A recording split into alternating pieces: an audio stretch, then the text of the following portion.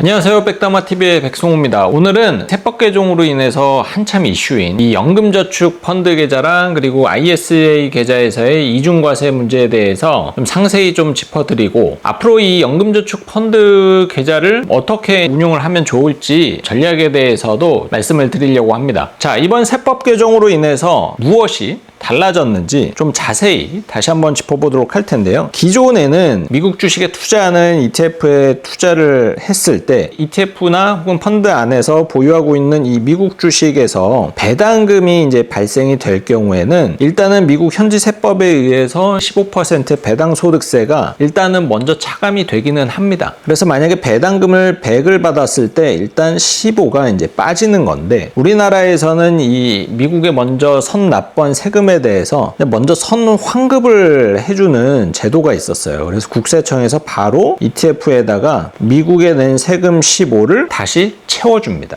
그러면 결과적으로 다시 이제 배당금 100이 온전히 이제 지켜지는 거고요. 그럼 여기에 대해서 배당 소득세를 언제 내느냐? 100이라는 돈을 현금으로 이제 인출을 했을 때 배당 소득세가 다시 15.4%가 이제 부과가 되는 거죠. 그런데 기존까지 ISA 계좌나 뭐 연금저축 펀드, 흔히 뭐 연금저축 계좌라고 하는 이제 그런 절세 계좌에서는 이 돈을 현금으로 인출을 하지 않고 그 내에서 계속 돈이 돌잖아요. 그 과정에서 이제 투자자가 누릴 수 있었던 게 바로 과세 이연 효과죠. 그럼 절세 계좌에서는 과세 이연 효과를 누리다가 그럼 언제 세금을 내요? 연금저축은 연금을 수령할 때 연금 소득세를 내고, ISA는 이제 200만 원까지 비과세 처리가 되고, 또 초과분에 대해서는 9.9% 이제 분리과세가 되죠. 그래서 어쨌든 이 계좌를 유지하면서 ETF를 운용을 하는 그 중간 과정에 있어서 이 계좌에서 바깥으로 현금을 인출하기 전까지는 과세 이연 효과가 파격적인 혜택이었다라고 해도 무방할 정도로 굉장히 좋은 혜택이었습니다. 그런데 이게 이제 개정이 됩니다. 그래서 개정의 포인트는 뭐냐면은 더 이상 우리나라 국세청에서 선환급을 해주지 않겠다라는 거예요. 그럼 결과적으로 어떻게 되냐면은 배당금이 100이 발생이 됐을 때 일단은 미국에서 원천징수로 이제 15가 빠지게 되고, 그럼 결과적으로는 이제 85가 남는 겁니다. 그럼 투자자 입장에서는 어떤 게 사라져요? 과세 이연 효과가 사라지게 되는 거죠. 자, 이렇게 이제 국세청에서 더 이상 환급을 안 해줌으로써 우리가 당장 피부로 느끼는 달라지는 점은 뭐냐면은, 일단 해외 자산에 투자하는 이 TR ETF의 과세 효과가 사실상 사라지고, 또 이번에 세법 개정으로 인해서 ETF나 펀드 내에서 이 분배금을 보유할 수가 없어요. 이제 무조건 1년에 한 번 이상 배당을 해야 되거든요. 그래서 사실상 TR ETF는 더 이상 유지하기가 어려워졌죠. 그래서 이미 TR ETF는 PR ETF로 다 변경이 됐습니다. 과세 이연 효과가 굉장히 커서 많은 사람들이 자산 형성을 위해서 좀 많이 투자를 했던 이 TR ETF가 사라진 게 조금 많이 아쉽고, 두 번째는 굉장히 시끄러운 이슈인데요. 이 연금저축과 ISA 계좌에서 이중과세 문제가 남아 있습니다. 이게 무슨 말이냐면은, 아까 말씀드렸듯이 미국에서 100의 배당금을 받고 세금을 15를 냅니다. 그럼 85가 남죠. 그러면 이 배당금 85에 대해서 우리나라 투자자는 언제 또 세금을 내요? 예를 들어서 이게 그냥 일반 계좌에서 운용이 되는 종목이었다라면은 이미 미국에서 세금을 냈기 때문에 그냥 85를 받고 이제 끝날 거예요. 근데 이제 문제는 이 연금 계좌랑 이 ISA 계좌라는 거죠. 이 85를 일단은 계속 계좌 안에서 계속 보유를 합니다. 그리고 분배금을 계속적으로 이제 받겠죠. 네, 어쨌든 이 85라는 돈이 나중에 연금 저축 같은 경우에는 연금 소득세로 또다시 세금 부과가 되는 과세 대상이 돼버리는 거예요. 그럼 예를 들어서 이 85에 대해서 연금 소득세 5.5%를 가정을 하게 되면은 대략적으로 이제 4원이거든요. 그러면은 남는 돈이 얼마예요? 80원에서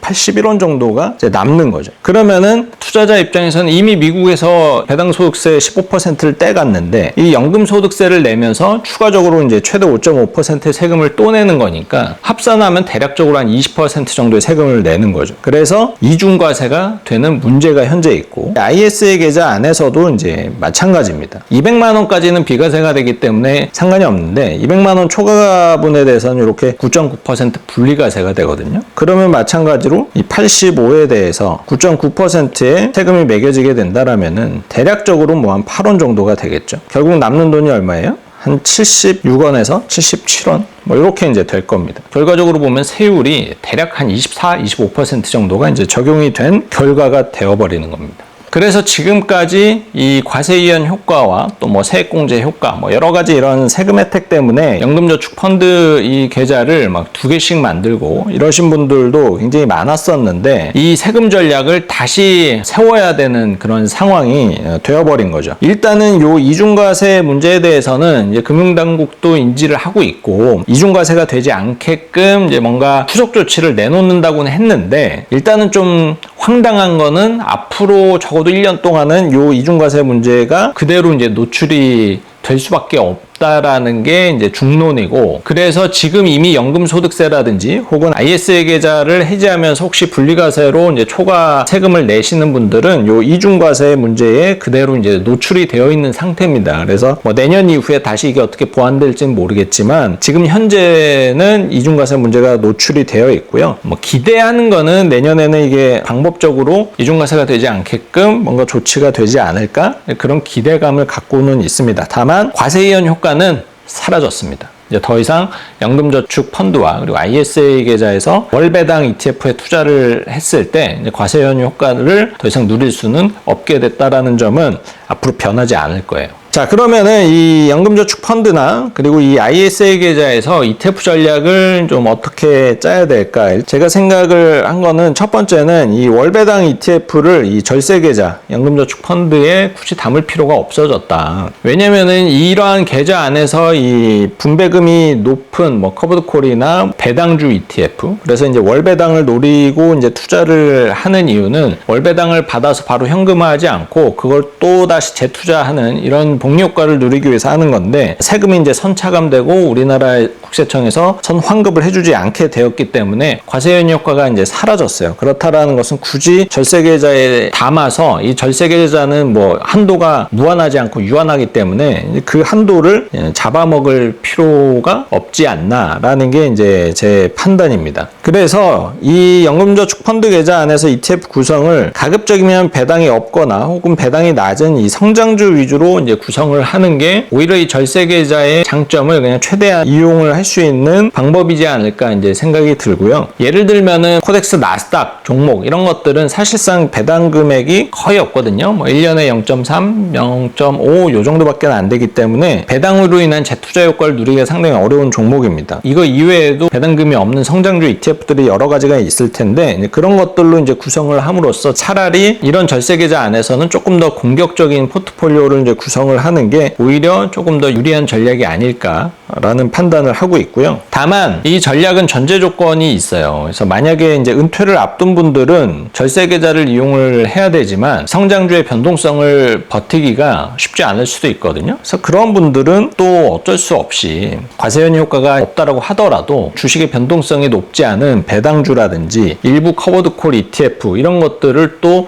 활용할 수밖에 없기는 하죠. 그래서 투자자의 나이, 투자 성향 이런 거에 따라서 좀 달라질 수 있다라는 점을 좀 참고를 해주셨으면 좋겠습니다. 마지막으로 비과세를 적용을 해주는 계좌와 그리고 상품들을 지금 최대한 미리 확보를 해두는 전략을 고민을 할 타이밍이 왔다라고 봅니다. 뭐 대표적으로는 국내 상장 주식에 대해서도 아직까지는 이제 비과세를 해주고 있고, 그리고 한국거래소에서 금거래를 하는 경우에도 비과세죠. 그리고 일부 보험사 상품들도 이제 비과세를 해줍니다. 그래서 이 연금저축 펀드가 지금 현재 마주하고 있는 어떤 과세이연 효과가 사라진 점, 그리고 이중과세 이슈가 있는 점, 이런 것들을 회피할 수 있는 절세 전략을 좀 마련을 해 두실 필요가 있어 보여요. 혹자는 그런 얘기도 하더라고요. 이번 세법 개정 이슈가 결국에는 보험사라는 금융회사에 조금 더 이제 도움을 주고자 이런 개정안이 나오지 않았나. 왜냐면 이제 너무 돈들이 증권사 쪽으로 돈이 몰리니까 뭐 그런 썰도 있어요. 자, 이번 세법 개정 이슈가 이제 시사하는 것이 있죠. 저는 이제 의뢰인들